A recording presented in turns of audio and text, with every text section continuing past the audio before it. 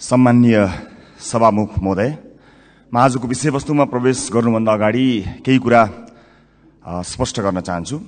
जनतामा भ्रमित हुने गरी जबरजस्ती फैलिएका प्रोपागान्डाहरूको प्रतिकार गर्न र सत्य सन्देश प्रवाह गर्नका लागि एक जिम्मेवार जनप्रतिनिधिका हैसियतले आफ्नो दृष्टिकोण जनता समक्ष पुर्याउने थलो पनि संसद भएका हुनाले म यो अनुमति चाहन्छु। सभामुख महोदय, नागरिकता विधेयकका सम्बन्धमा राष्ट्रिय स्वतन्त्र पार्टी कुनै समुदायको विरुद्ध छ भन्ने भाष्य जबरजस्ती निर्माण गरेर निमुखा नागरिकलाई गुमराहमा राख्न खोजिएको छ। त्यसो गर्नेहरूलाई म यति मात्र भन्न चाहन्छु कि राजनीतिसँग कुनै सरोकार र भोट बैंकको कुनै आवश्यकता नहुँदा पनि प्राकृतिक विपत्ति, वैदेशिक रोजगारीका समस्या र मिटर ब्याज जस्ता विषयमा आवाजविहीन मधेसी जनताको पक्षमा हामी उभिएको संसार साक्षी छ। मैले श्रेय लिन खोजेको होइन, एउटा दृष्टान्त मात्र दिन खोजेको हुँ। सम्मान्य सभामुख महोदय, मलाई नागरिकले नागरिकता नपाउनुको पीडा थाहा छ, साँच्चै नै थाहा छ। कुनै पनि नेपाली नागरिक नागरिकताबाट वञ्चित हुनु हुँदैन, त्यो उसको नैसर्गिक अधिकार हो। जन्मसिद्ध नेपाली नागरिकका सन्तान र एकल आमाहरूका सन्तानको नागरिकताको अधिकार मेरो र तपाईको जति नै सुनिश्चित छ हुनुपर्छ। सभामुख महोदय, मात्र वैवाहिक अंगीकृतका विषयमा मौन रहेका हुनाले यस बारेमा छलफल चलाउन खोजिएको हो र सम्मानित सभामुख महोदय मार्फत म जानकारी गराउन चाहन्छु। एकल आमाका सन्तानले नागरिकता लिँदा आमाले बाबुको पहिचान नै नखुलेको स्व घोषणा गर्ने व्यवस्था हाम्रा आमा दिदीबहिनीहरूको आत्मसम्मान विपरीत छैन यो? यस्ता प्रश्नहरूको विषयमा पनि सोचौं भनेको हामीले। विधेयक संसदमा आएको भए हामी छलफल गर्थ्यौं, स्वामित्व लिन्थ्यौं, तर जसरी जुन बाटोबाट प्रमाणीकरण भयो जम्मा विपत्ति यतिमा हो। सभामुख महोदय, र यदि सदनमा आएर छलफल हुने भएको भए त्यहाँ भएको विभेदका विषयमा पनि हामी कुराकानी गर्थ्यौं। महिला र पुरुषलाई जुन विभेद गरिएको छ वैवाहिक अंगीकृतका विषयमा, त्यसमा पनि हामी हाम्रो धारणा राख्थ्यौं र दूधको दूध पानीको पानी थाहा हुन्थ्यो कि यो सदनमा आइसकेपछि को के कुराको पक्षमा छन् या विपक्षमा छन् भन्ने कुरा थाहा हुन्थ्यो। त्यसकारणले यो गलत बाटोबाट गएका हुनाले गलत मानिसको पुतला जलाइएको छ भन्ने कुरा म सम्मानित सदन मार्फत जानकारी गराउन चाहन्छु। र अर्को महत्वपूर्ण कुरा सम्मानित सभामुख मार्फत भन्न चाहन्छु कि हामीले पार्लियामेन्टको डिग्निटी राख्नलाई कहीँ कतै चुकिरहेका त छैनौं, यस बारेमा पनि अलिकति ध्यान आकर्षण गराउन चाहन्छु। सभामुख महोदय, जस्ता जस्ता विषयहरूमा हामीले छलफल गर्यौं, हामी नयाँ राजनीतिक दलका हिसाबमा, चाहे ती हाम्रा पक्षबाट आएका हुन् या अन्य राजनीतिक दलबाट आएका विषयहरू, हामी काहीँ न काहीँ लज्जित भएका छौं। यो सदन भैँसी राँगाको विषयमा गफ गरेर यदि 5 वर्ष बिताउने हो भने हामीले गोबर बाहेक केही पनि प्राप्त गर्न सक्दैनौं। हामी आत्मआलोचना गर्न चाहन्छौं। हाम्रा दलबाट पनि भएका कमी कमजोरीलाई आत्मआलोचना गर्न चाहन्छौं र नयाँ राजनीतिक दलका रूपमा हामी एउटा नयाँ अभ्यास लिएर आएका छौं। हामीले आज बजेटमा कुराकानी गरिरहँदा, राष्ट्रका महत्वपूर्ण मुद्दामा कुराकानी गरिरहँदा आम सर्वसाधारणमा संसदबाट गएको सन्देश राम्रो सन्देश गएको छैन। म आफ्नो भागको ब्लेम, आफ्नो भागमा परेको जुन दुःख छ त्यो आफ्नो जिम्मेवार हुन चाहन्छु र आफ्नो राजनीतिक दलका तर्फबाट गत केही दिनहरूमा भएका बहसहरू अलिकति अमर्यादित भएकोमा क्षमा याचना पनि गर्न चाहन्छु।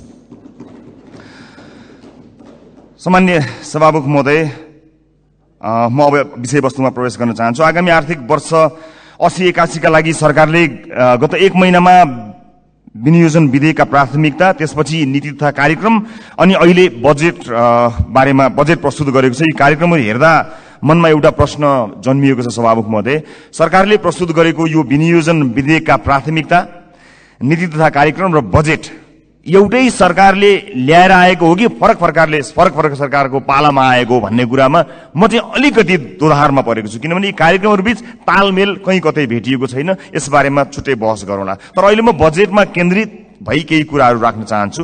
सम्मान्य सभामुख महोदय, एउटा उदाहरण मात्र म यहाँ प्रस्तुत गर्न चाहन्छु। मान्नुहोस् कुनै एउटा परिवार छ, त्यो परिवार का 4 सदस्यले कमाउँछन्। एकजना सरकारी जागिरे छ भन्ठान्नुहोस्, एकजना कृषि कार्य गर्छ, एउटा खुद्रा पसल चलाउँछ, अर्को एउटा वैदेशिक रोजगारीमा जान्छ। त्यस परिवारको घरमुलीले आउने वर्ष हाम्रो प्रत्येक सदस्यको आम्दानी एउटा 5% भनौँ न, 5%ले बढ्छ भनेर हिसाब देखायो भने कसरी पत्याउने? घरमुलीले हिसाब देखाए जस्तो सबैको आम्दानीको वृद्धि दर एउटै कसरी हुन सक्छ? सभामुख महोदय, जस्तै सरकारले दिने पारिश्रमिकको कुरा त्यसको वृद्धि दर सरकारले निर्धारण गर्छ। व्यापारबाट हुने आम्दानीको त्यसको चाहिँ बजारको व्यवस्थापनले निर्धारण गर्छ। वैदेशिक रोजगारीमा हुने कुरा रोजगारदातामा भर पर्छ, श्रमको माग अनुसार भर पर्छ, ती देशको नीतिले निर्धारण गर्छ। कृषिबाट हुने आम्दानी, उत्पादनको अवस्था, बिक्री मूल्यहरूले निर्धारण गर्छन्। मैले दृष्टान्त दिएको घरमूलीको त्यो 5% को बेसुरा अनुमानको उदाहरण हाम्रो अर्थमन्त्रीज्यूको अनुमानसँग ठ्याक्कै मिल्छ कि भन्ने मलाई लागेको छ। यो बजेटमा माननीय अर्थमन्त्रीज्यूले चालु आर्थिक वर्षको जम्मा राजस्वको संशोधित अनुमान भन्दा आगामी आर्थिक वर्ष चाहिँ 24.37% ले राजस्वको वृद्धि हुने अनुमान गर्नुभएको छ। यो अंक याद गर्नुहोला माननीय सदस्यहरू, 24.37। यस बजेटमा माननीय अर्थमन्त्रीज्यूले राजस्वका 90 वटा शीर्षकहरूमध्ये 68 वटा शीर्षकहरूबाट प्राप्त हुने राजस्वको मूल्य दर 24.37% नै हुन्छ भन्ने अनुमान गर्नुभएको छ। साथै राजस्वका मुख्य आधारहरू जस्तै कर, गैर करको दुवैको वृद्धि दर पनि 24.37% अनुमान गर्नुभएको छ। त्यसैगरी करका स्रोतहरूमा आय, मुनाफा तथा पुँजीगत लाभमा लाग्ने कर, वस्तु तथा सेवामा आधारित कर र वैदेशिक व्यापारमा लाग्ने कर सबैको वृद्धि दर 24.37% हुन्छ भन्ने अनुमान गर्नुभएको छ। सामान्य सभामुख महोदय, होलसेलमा गरिएको यस्तो अनुमानबाट यो पुष्टि हुन्छ कि यो बजेटको लेखन एउटा झाडा टार्ने काम र एउटा गैर जिम्मेवारी काम भएको अथवा हेलचेक्राइपूर्ण ढंगबाट गरिएको हो कि भन्ने आशंका गर्ने प्रशस्त ठाउँहरू रहेको छ। यद्यपि यो रेभिन्यू फोरकास्टरको रूपमा म आफूलाई प्रस्तुत गरिरहेको छैन र यो रेभिन्यू फोरकास्टिङको विज्ञ पनि म होइन, तर यसरी यो कुनै एउटा कम्प्युटरमा एउटा एक्सेल सिटमा चालु आर्थिक वर्षको अंक राखेर त्यसमा चाहिँ 24.37% जोडेर राजस्व वृद्धिको अनुमान यो चाहिँ जो कोहीले पनि गर्न सक्ने म देख्दछु। फेरि पनि म जोड लगाउँछु कि म रेभिन्यू फोरकास्टिङको विज्ञ चाहिँ होइन। यस्तो हचुवाको भरमा अनुमानित बजेट प्रस्तुत गर्नलाई विद्वान अर्थमन्त्री अथवा विद्वान अर्थ मन्त्रालयका उच्च पदस्थ अधिकारीहरूको आवश्यकता पर्दैन भन्नका लागि चाहिँ रेभिन्यू फोरकास्टर हुनु पर्दैन भन्ने मलाई लाग्दछ। सभामुख महोदय, मैले नेपालको विगत केही वर्षको राजस्व, कर र गैर करका वृद्धि दर पनि हेरेको छु, जसमा कुनै पनि वर्ष हाम्रो राजस्वको वृद्धि दर, करको वृद्धि दर र गैर करको वृद्धि दर समान छँदै छैन। सभामुख महोदय, बजेट निर्माण प्रक्रियामा राजस्वको अनुमान नै यस्तो प्रमुख आधार स्तम्भ हो जसको आधारमा विभिन्न क्षेत्रमा गरिने खर्च तय गरिन्छ। चालु आर्थिक वर्षको प्रक्षेपित राजस्व करिब 14 खर्ब उठ्न नसक्ने भई संशोधित अनुमान करिब 11 खर्बमा झार्नु परेको यो विषम अवस्थामा अर्थमन्त्रीज्यूले आगामी आर्थिक वर्षको बजेट प्रस्तुत गरिरहँदा जम्मा राजस्वको करिब 93% भन्दा बढी उठ्ने अनुमान गरिएको राजस्वका शीर्षकहरूबाट प्राप्त हुने राजस्वको वृद्धि दर एउटै 24.37% हुने अनौठो अनुमानले हामीलाई कहाँ पुर्याउने हो भन्ने एउटा ठूलो प्रश्न खडा भएको छ। चालु आर्थिक वर्षमा लक्ष्य अनुसार राजस्व सङ्कलन हुन नसक्दाको परिणाम स्थानीय तहमा हस्तान्तरण हुने समानीकरण अनुदानको 50% कटौती गर्ने अवस्थामा सरकार पुगेको सर्वविदितै छ। यस्तो हचुवाको भरमा प्रक्षेपण गरिएको राजस्वमा आधारित आगामी वर्षको बजेटले हामीलाई यो मुलुकलाई कहाँ पुर्याउने हो ठूलो प्रश्न खडा भएको छ। राष्ट्रको ढुकुटीमा संकलन हुने अनुमान हचुवाको भरमा भएको बजेटमा आधारित खर्चका कार्यक्रमहरू कसरी विश्वासिला हुन सक्छन्? सभामुख महोदय, मेरा पार्टीका मान्य सदस्यहरूले बजेटका कार्यक्रमको बारेमा पनि आफ्नो मन्तव्य राखिरहँदा हाम्रो पार्टीको धारणा पनि राख्नु भएकै छ र म पुनः दोहोर्याउँदै यो गरिमामय सदनको समय बर्बाद गर्नतिर लाग्दिन। तसर्थ सम्माननीय सभामुख महोदय मार्फत हाम्रा विद्वान अर्थमन्त्रीज्यूलाई विश्वमा इमानदार, मेहनती र कर्तव्यनिष्ठ भनी पहिचान बनाएका सम्पूर्ण नेपाली आमा बुवा दाजुभाइ तथा दिदीबहिनीहरूको जनप्रतिनिधिको हैसियतले केही प्रश्नहरू राख्न चाहन्छु। 1, कर र गैर करलाई प्रभाव पार्ने विषयवस्तु र क्षेत्र फरक हुन्छन् भने एउटै दरमा वृद्धि कसरी सम्भव हुन्छ? 2, कुल राजस्व र कर वृद्धिको दर एउटै कसरी हुन्छ? 3, कुल राजस्व र गैर करको वृद्धि एउटै कसरी हुन्छ? 4, अझै उदेक लाग्दो चाहिँ कर र गैर कर जसको आधार र प्रकृति बिल्कुल भिन्न हुन्छ, यिनीहरूको वृद्धि दर कसरी एउटै हुन्छ? मेरो प्रश्न। 5, करका विभिन्न स्रोतहरूको वृद्धि दर फेरि एउटै कसरी हुन्छ? 6, राजस्वका 90 शीर्षकहरूमध्ये 68 वटा शीर्षकहरूबाट प्राप्त हुने राजस्वको वृद्धि दर एउटै कसरी हुन्छ? यी प्रश्नहरू यी प्रश्नहरूले यस्तो हचुवाको भरमा प्रक्षेपित राजस्वको आधारमा खर्च गर्न बजेटमा प्रस्ताव गरिएका विभिन्न कार्यक्रमहरूको बारेमा छलफल र टीका टिप्पणी गर्नुको कुनै औचित्य छ कि छैन भन्ने कुरा खडा गरेको छ सभामुख महोदय। झोलामा कति पैसा आउँछ भन्ने हचुवाका भरमा गरिएको अनुमानबाट गरिने खर्चका बारेमा छलफल गरेर गरिब जनताबाट सङ्कलन गरिएको राजस्व दुरुपयोग गर्नु कति उपयुक्त हुन्छ, यो पनि एउटा प्रश्न भएको छ। सम्मानित सभामुख महोदय, अर्थमन्त्रीज्यूले भर्खरै उठाएका प्रश्नहरूका सम्बन्धमा नेपाली जनतालाई स्पष्ट पार्नुहुनेछ भन्ने मैले आशा लिएको छु। यदि यसको स्पष्ट र विश्वास लाग्दो आधार नेपाली जनता सामु आएन भने सत्ता पक्षका माननीय सांसदहरूले यो बजेटलाई कुन नैतिकताले पास गर्नुहुन्छ होला, मैले गम्भीर प्रश्न खडा गरेको छु। सम्मानित सभामुख महोदय, राष्ट्रिय स्वतन्त्र पार्टी यो सदनमा उपस्थित भइसकेको छ। विगतमा जे भए पनि अब त्यसरी नचलोस्। माननीय अर्थमन्त्रीज्यूले मैले उठाएका प्रश्नहरूको विश्वासिलो आधारसहितको भरपर्दो जवाब दिनु सक्नु भएन भने मलाई आशा छ उहाँ राजस्व अनुमानमा संशोधित प्रस्ताव लिएर आउनुहुनेछ। हामी सृजनात्मक र रचनात्मक प्रतिपक्षको भूमिका निर्वाह गर्दै उहाँको संशोधित बजेटलाई पारित गराउन फेरि अग्रणी भूमिका निर्वाह गर्नेछौँ। सभामुख महोदय, सचेत नेपाली जनताहरूले हेरिरहेका छन्। बहुमतको आधारमा यस्तो हचुवाको भरमा अनुमान गरिएको राजस्वमा आधारित बजेटलाई पास गरेर अघि जाने हो भने यसको जिम्मेवारी पास गर्नुहुने सम्पूर्ण माननीयज्यूहरूले लिनुपर्नेछ। गल्ती हुन सक्छन्, त्यसलाई सच्याएर अघि बढ्नु इमान्दारिता र महानता हो।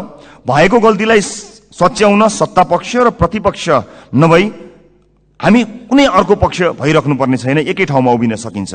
यो राष्ट्रले जित्ने कुरा भएको हुनाले परम्पराको नाममा बहुमतले पेलेर जाने मनस्थिति बनाइयो भने त्यसको परिणाम अवश्य पनि यो देशले भोग्नुपर्नेछ, सत्ता पक्ष या विपक्षले भोग्नुपर्ने छैन। त्यसैले मान्य सदस्यहरूले तथ्यमा आधारित भएर आफ्ना विवेक प्रयोग गर्नुहुनेछ भन्ने कुरामा मैले आशा राखेको छु र एउटा आशंका उब्जिएको छ। म सभामुख मार्फत माननीय अर्थमन्त्रीज्यूलाई सोध्न चाहन्छु, स्पष्ट पारिदिनु होला कि यसपटकको विकास बजेट डडेलधुरामा कति पार्नु भएको छ, नुवाकोटमा कति पार्नु भएको छ, गोर्खामा कति पार्नु भएको छ?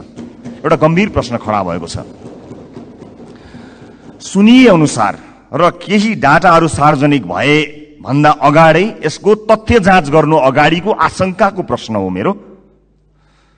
लगभग 40 देखि 50% विकास बजेट डडेलधुरा, नुवाकोट र गोर्खाका लागि छुट्याइएको जानकारी आएको छ। हामी अरूबाट सुन्न चाहदैनौँ। सञ्चार माध्यमका हेडलाइनको तथ्य जाँच हामी गर्दै गरौँला, तर म माननीय अर्थमन्त्रीज्यूबाट यसको जवाफ चाहन्छु। बताइदिनु होला डडेलधुरा, नुवाकोट र गोर्खामा कति बजेट छुट्याइएको छ, अनि मधेसलाई बजेटमा गरिएको विभेदका बारेमा कतिको जानकार हुनुहुन्छ, एकपटक बताइदिनु होला।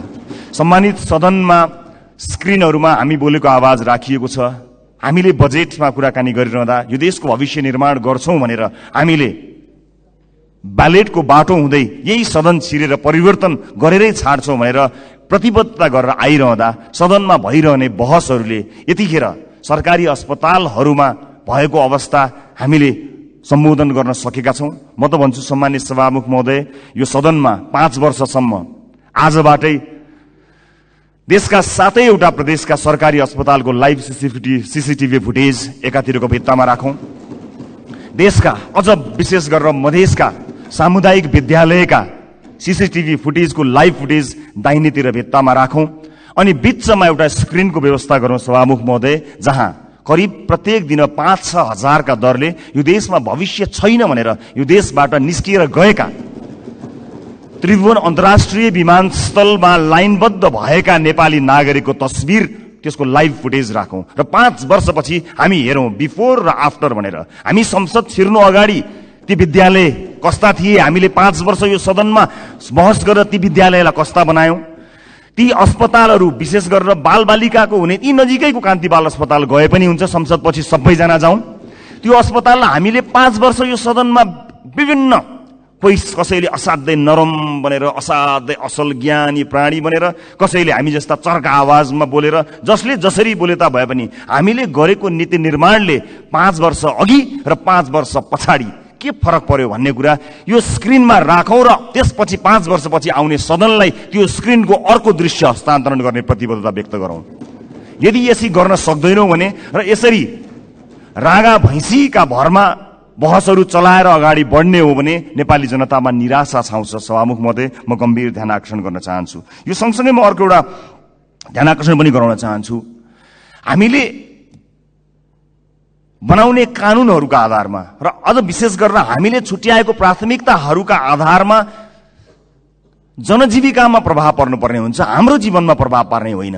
तपाईँ हाम्रो जीवनमा आज यो सम्मानित सदनभित्र आएका हामीहरू नेपाली नागरिकलाई केही भनेर यहाँ आएका छौँ, तर आज सम्बन्धित मन्त्रीका जिल्लाहरूमा अलिकति पहुँच भएका सांसदहरूका जिल्लाहरूमा जसरी बजेट बाँडफाँड गर्ने कार्य भएको छ, के तपाईँलाई लाग्छ यसपछि फेरि पनि जनताका माझमा हात जोडेर भोट माग्न जाँदाखेरि हामीले यही 5 वर्षका गतिविधि र यिनै बजेटहरू यिनैका आधारमा नेपाली जनताले हामीलाई पत्याएर भोट दिनेछन्? दिने छैनन्। यदि नेपाली जनताले विवेक प्रयोग गरे भने दिने छैनन्। र जुन किसिमको बहस सम्मानित सदनमा केही दिन अगाडि भयो, त्यो बहस यदि निरन्तरता हुने हो भने सम्मानित सभामुख महोदय मार्फत भन्न चाहन्छु, म चाहिँ नेपाली जनतालाई अनुहार देखाउने हैसियतको रहने छैन। त्यसकारणले यो सदनमा हुने बहस अत्यन्त महत्त्वपूर्ण बनोस्, यहाँ हुने सरसल्लाहहरू महत्त्वपूर्ण बनुन् भन्ने कुराको ध्यान आकर्षण गराउन चाहन्छु र आफ्ना दलका तर्फबाट म यसको प्रतिबद्धता पनि व्यक्त गर्न चाहन्छु। सञ्चार माध्यममा आएका विषयलाई लिएर नै हामी कहिलेकाहीँ सदन अवरुद्ध पनि गर्दा रहेछौँ, त्यसको फ्याक्ट चेक गर्नु पनि महत्त्वपूर्ण हुने रहेछ।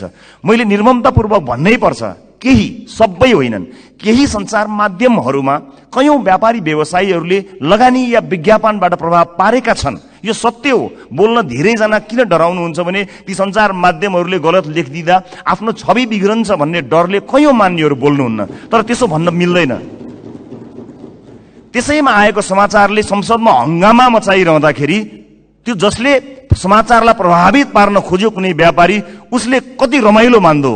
यो सदन कुनै एउटा हेडलाइनमा उचालिने ठाउँ होइन, त्यसको वास्तविकता जाँच गर्नुपर्छ, त्यसलाई परख्नुपर्छ, अनि त्यसपछि आवश्यक भए मात्र सदन घेरिनुपर्छ, सदनमा हो हल्ला गर्नुपर्छ। यो मैले आफैलाई बढी प्राथमिकता दिएर भनेको, मैले कुनै दललाई भनेको होइन।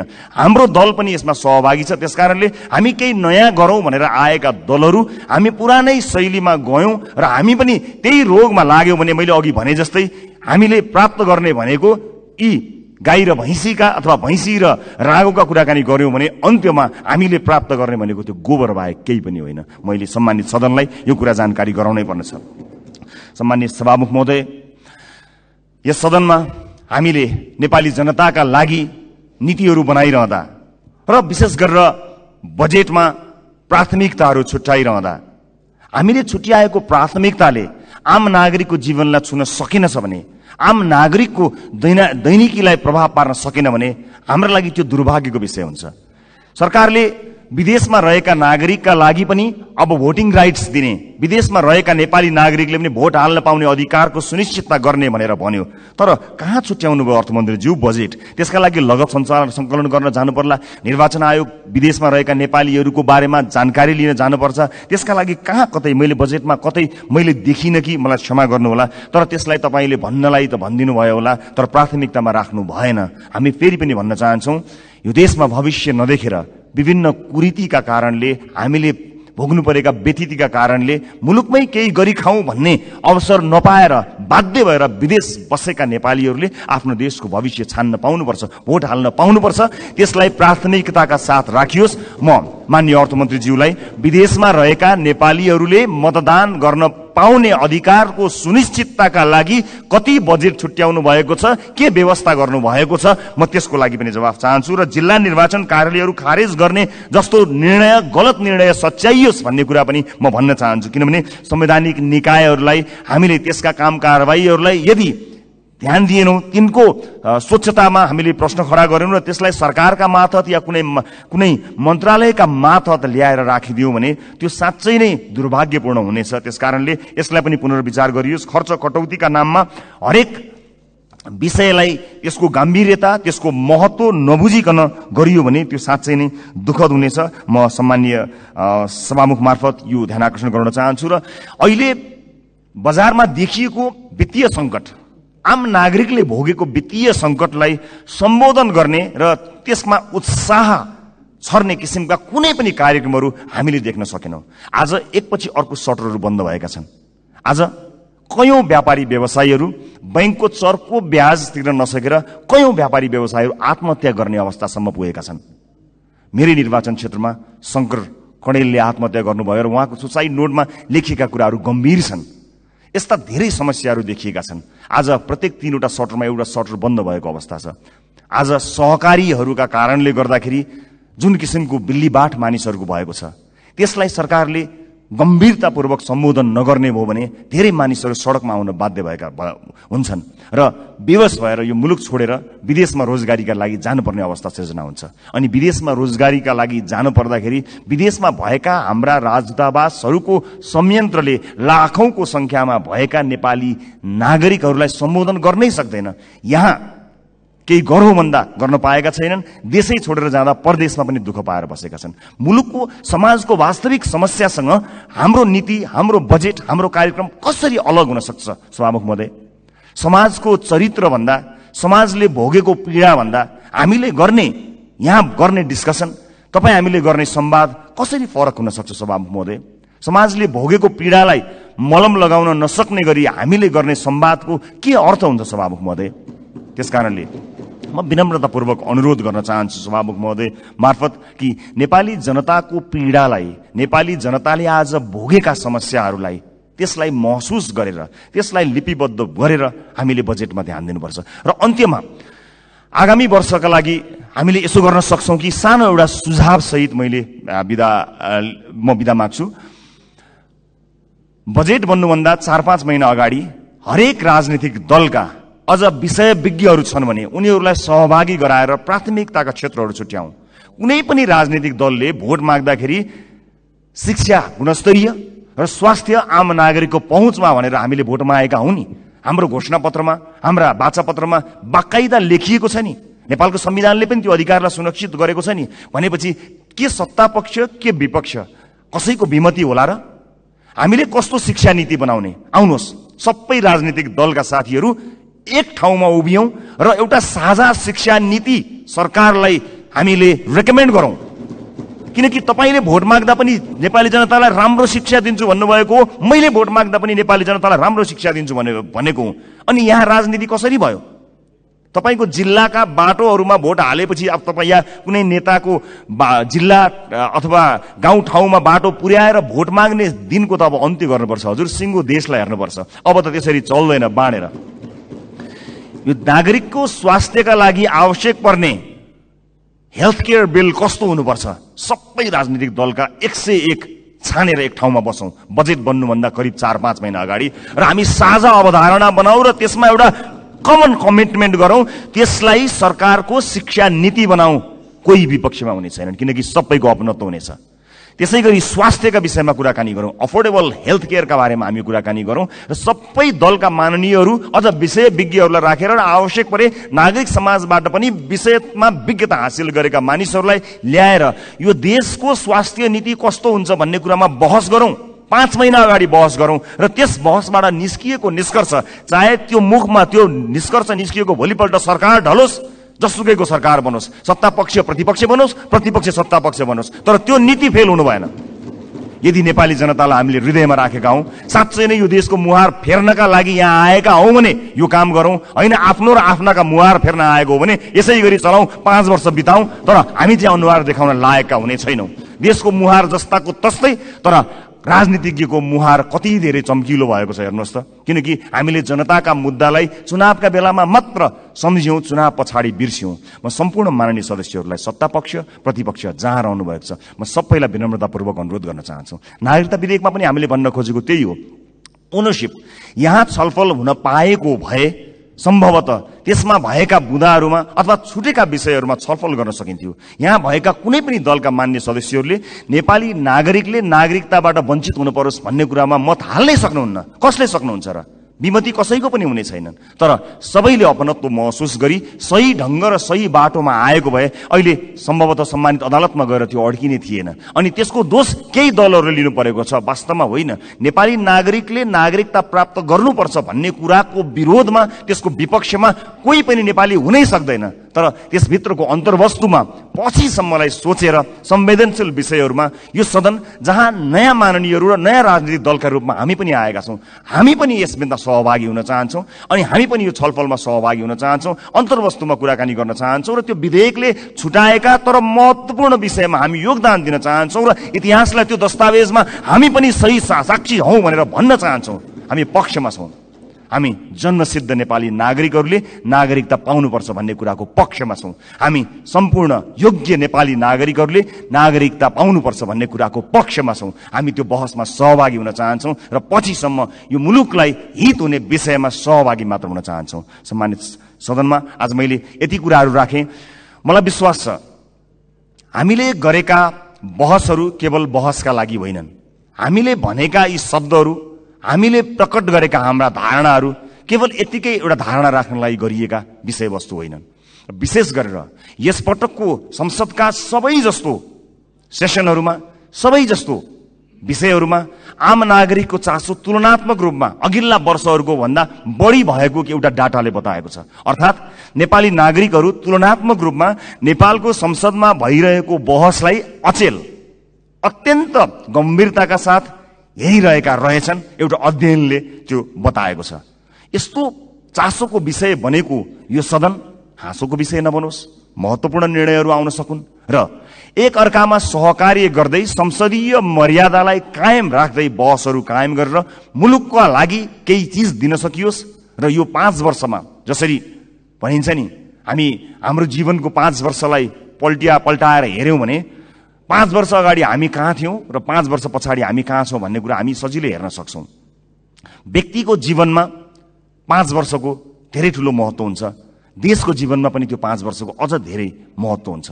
त्यसकारणले हामी यो सदनको जब अन्तिम दिनमा यहाँ बोल्नेछौँ, अघि मैले भने जस्तै हामीले विशेष गरेर देशको टड्कारो समस्यामा रहेका नागरिकको स्वास्थ्यमा यो 5 वर्ष सदनभित्र आएर हामीले के गर्यौँ त्यो भन्न पाइयोस्। त्यसपछि निर्वाचित हुने मान्यज्यूहरूलाई बुझाउन पाइयोस् हामीले यो देशका लागि यति गर्न सक्यौँ, बाँकी तपाईँको जिम्मा भन्न सकियोस्। अघिल्लो सदनले हामीलाई के बुझायो? आज अघिल्लो सदनले बुझाएका कयौँ भ्रष्टाचारका काण्डहरू काँधमा बोकेर हामी हिँड्नु परेको छ। त्यसको निराकरण गर्नु पर्दाखेरि यहाँ एउटा दलको नाम आयो भने अर्को दलले विभिन्न बहानामा बार्गेनिङ गरेर त्यसलाई विषयान्तर गर्न खोज्ने हो कि भन्ने आशंका पैदा भएको छ। एउटा विषय उठ्छ, त्यसपछि त्यो विषय सेलाउँछ, अर्को विषय उठ्छ। कता कता आशंका पैदा भएको छ। मैले भनेको थिएँ कि कहीँ पुराना राजनीतिक दलहरू एक अर्काको पोल खुल्ला भनेर आत्तिएका त छैनन्, विषयान्तर गर्न लागिरहेका त छैनन्। हामीलाई डर भएको छ। नेपाली जनताले नयाँ म्यान्डेट दिएर पठाएको राजनीतिक दलका रूपमा हामी पुराना माननीयज्यूहरूबाट सिक्न चाहन्छौँ, बुझ्न चाहन्छौँ। तपाईँको राजनीतिक लडाईँ र तपाईँको राजनीतिक इतिहासको मानमर्दन गर्ने हाम्रो ध्येय कहीँ पनि छैन। कुन सङ्घर्षले तपाईँले आज यो दिन ल्याउनु भएको छ? हामी त सजिलै राजनीतिमा आयौँ। साँच्चै भन्नुपर्दा हामीलाई राजनीतिमा त्यो सङ्घर्ष गर्नु परेन। तपाईँहरू त राज्यले लखेटेको, राज्यले मार्छु भनेको, भूमिगत बस्नु परेको, जेल जीवन बिताउनु भएको त्यति ठुलो सङ्घर्ष गरेर तपाईँहरूले यहाँ ल्याउनु भएको छ। हामीलाई गर्व छ तपाईँहरूप्रति। तर गर्व गर्न लायक, तपाईँको इतिहासमा गर्व गर्न लायक वर्तमान भइदियोस् भन्ने मात्र हाम्रो चाहना हो। एकअर्का प्रतिको वैमनस्यता, एकअर्का प्रतिको तिक्तता सम्मानित सदनमा तपाईँहरू उखिरहँदा हामी के हेर्ने? मुस्कुराउने कि ताली पड्काउने कि ढ्याप गर्ने कि मुख छोप्ने? त्यस्तो अवस्था हामीलाई सृजना नगरिदिनु होला। किनकि नेपालको राजनीतिमा तपाईँले दिनुभएको योगदानको हामी कदर गर्न चाहन्छौँ। हामी त्यो पुस्ता बन्न चाहन्छौँ जो अघिल्लो पुस्ताले गरेको राजनीतिक योगदानको उच्च मूल्याङ्कन गर्न सकोस्। तर सम्मानित सदनमा एउटा पार्लिमेन्टको डिग्निटीलाई नै हल्लाइदिने किसिमका गतिविधि हुँदाखेरि कता कता हामीलाई पनि त्यो रोग सरे जस्तो पनि कहीँ दिनमा भयो। हामी त्यो रोग सार्न चाहन्नौँ मान्यज्यूहरू, हामी त्यो रोग सार्न नै चाहन्नौँ। हामी तपाईँलाई त्यही सम्मानित स्थानमा राख्न चाहन्छौँ जुन सम्मानको तपाईँहरू लायक हुनुहुन्छ। हामी नयाँ पुस्ताका राजनीतिज्ञहरूलाई तपाईँहरूले एउटा यस्तो संस्कारको विकास गरिदिनुहोस्, एउटा यस्तो संस्कार दिनुहोस् ताकि हामी भोलि पनि गर्व गर्न सकौँ कि हामीले यो तपाईँबाट सिकेका हौँ। हामीले नेपाली कङ्ग्रेसबाट सिक्यौँ, हामीले नेकपा एमालेबाट सिक्यौँ, हामीले नेकपा माओवादीबाट सिक्यौँ भनेर हामीले भन्न सकौँ, मधेसवादी दलहरूबाट सिक्यौँ, जसपाबाट सिक्यौँ भन्न सकौँ, हामीले नेताहरूको नाम लिएर भन्न सकौँ यी नेताहरूबाट हामीले सिकेको हो नि भन्न सकौँ। तर हामीले, माफ गर्नु होला, म क्षमा चाहन्छु, पछिल्ला केही गतिविधिहरूलाई हेर्दा हामीले चाहिँ उल्टो कुरा सिक्छौँ कि हामीलाई पो त्यो रोग सर्छ कि भन्ने डर पैदा भएको छ। म सभामुख मार्फत सम्मानित सदनलाई यति भन्न चाहन्छु कि नीति कार्यक्रमहरू भन्दा, कानुनहरू भन्दा र बजेटहरू भन्दा नेपाली जनतालाई मूलधारमा राखियोस्, देशको वर्तमान समस्यालाई मूलधारमा राखियोस्। वैदेशिक रोजगारीले गाँजेको यो देश यसका मूल समस्याहरूलाई मध्यनजर नराखिकन त्यसलाई नजरअन्दाज गरेर आँखा चिम्लिएर कहीँ पनि पुग्न सकिँदैन। त्यसकारणले नागरिकको स्वास्थ्य, नागरिकको शिक्षा र सामाजिक न्यायका पक्षमा उभिन सक्ने बनोस् बजेट, यही भन्न चाहन्छु। र म जाँदा जाँदै सभामुख महोदय, मैले अघि एउटै दर रेट भएको यो डकुमेन्ट म शीर्ष नेताहरूलाई म उपलब्ध गराउन चाहन्छु। यसले देखाउनेछ 24.37% जुन मैले डाटा प्रस्तुत गरेँ त्यो म अझ स्पष्ट हुने गरी एक-एकवटा प्रमुख राजनीतिक दल र अर्थमन्त्रीज्यूलाई जाँदा जाँदै हस्तान्तरण गर्नेछु। हस्, धन्यवाद, नमस्कार।